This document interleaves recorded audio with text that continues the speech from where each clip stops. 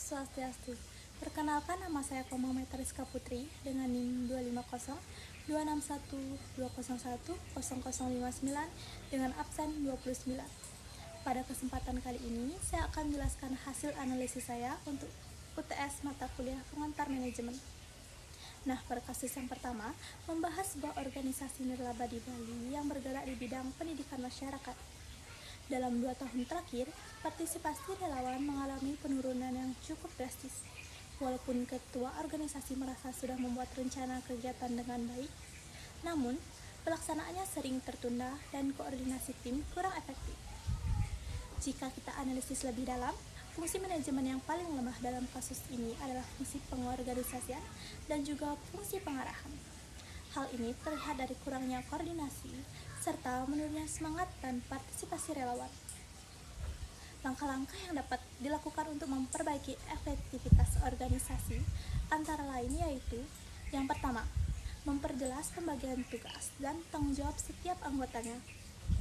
Yang kedua yaitu memperkuat komunikasi dan koordinasi antar tim.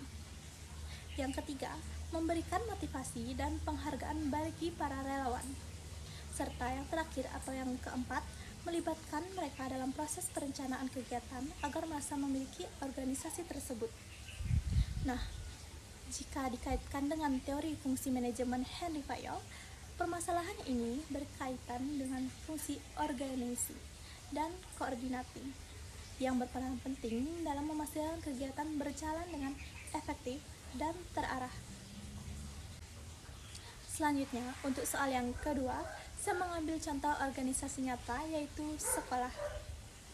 Di dalam sekolah, keempat fungsi manajemen dapat dilihat dengan jelas. Yang pertama yaitu fungsi perencanaan. Dilakukan saat pihak sekolah menyusun rencana kegiatan belajar mengajar dan juga jadwal pelajaran. Yang kedua, fungsi pengorganisasian. Terlihat dari pembagian tugas antara kepala sekolah, guru, staf tata usaha, dan maupun murid. Fungsi pengarahan dilakukan ketika kepala sekolah memberikan motivasi dan arahan kepada guru maupun siswa agar proses belajar berjalan dengan baik. Dan yang terakhir yaitu fungsi pengawasan. Dilakukan melalui evaluasi hasil belajar serta penilaian kinerja guru secara berkala. Nah, masalah manajerial yang sering muncul di sekolah adalah yaitu kurangnya kedisiplinan dari sebagian guru maupun siswa yang dapat menghambat kegiatan belajar mengajar. Untuk mengatasinya, berdasarkan teori manajemen klasik, kepala sekolah perlu menegakkan disiplin dan tanggung jawab yang jelas. Sedangkan manajemen modern penting juga menciptakan suasana kerja yang positif, memberikan penghargaan serta komunikasi yang baik agar semua pihak merasa dihargai dan termotivasi. Dengan menerapkan teori klasik dan modern secara seimbang, sekolah dapat menjadi organisasi yang lebih efektif, tertib, dan juga berkualitas. Demikian penjelasan dari saya. Saya ucapkan terima kasih. Om Santi Santi Om.